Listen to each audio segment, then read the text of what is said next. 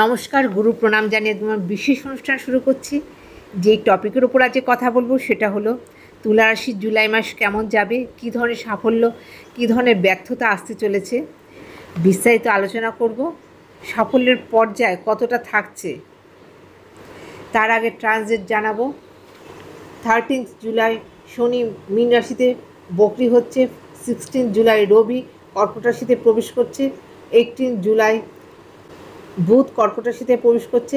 26 জুলাই শুক্র মিথুন রাশিতে প্রবেশ করছে। 28 জুলাই মঙ্গল কন্যা রাশিতে প্রবেশ করবে। 18 জুলাই বুধ কর্কট রাশিতে বকরি হবে।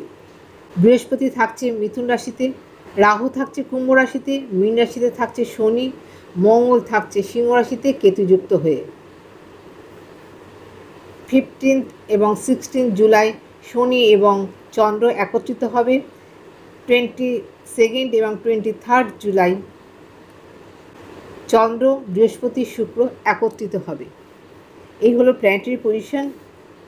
তুলা রাশি সাপেক্ষে বলবো আপনাদের এই সময়টা ভারসাম্যপূর্ণ হবে, একটা ব্যালেন্স করে চলতে পারবেন আপনারা। কর্মক্ষেত্রে যে সিদ্ধান্তগুলো নেবেন সেগুলো কিন্তু বিশেষ রূপে পজিটিভ প্রমাণিত হবে। আর্থিক অবস্থা ভালো থাকবে, আপনি পুরনো জায়গায় বিনিয়োগ থেকে বিশেষ করে প্রফিটেবল হবেন। পারিবারিক সূত্রে পরিবারের সকল মানুষের কাছ থেকে ভালোবাসা এবং সহযোগিতা আপনি পাবেন। স্বাস্থ্য স্বাভাবিক থাকবে, চোখের সমস্যা এবং মাথার সমস্যা হতে পারে। কিডনি পেশেন্ট বা কিডনি ঘটিত সমস্যায় ভুগছেন তারা কিন্তু বিশেষভাবে অ্যালার্ট থাকবেন।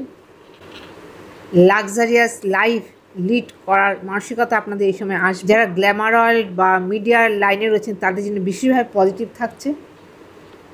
সন্তানের ক্ষেত্রে শুভত্বর ইঙ্গিত পাওয়া যাচ্ছে।